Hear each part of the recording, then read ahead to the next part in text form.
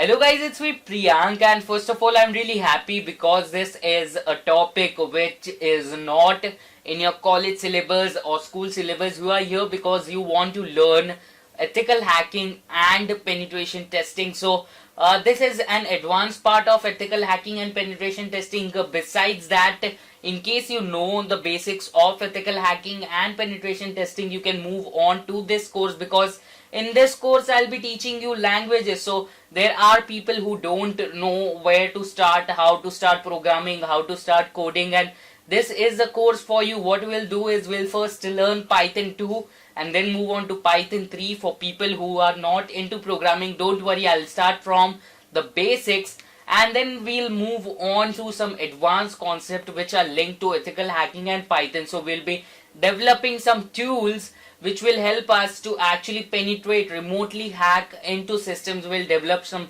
shells, we'll develop some tools which will actually allow you to execute commands on remote systems and hack into remote systems, grab file remotely and stuff like that.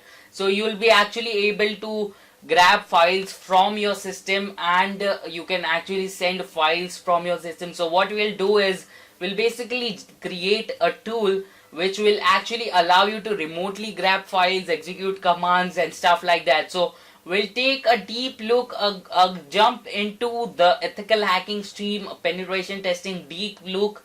But for that you should know the basics and the smaller parts of ethical hacking. But don't worry in case you don't know, because this is quite a friendly course and I've tried to explain everything.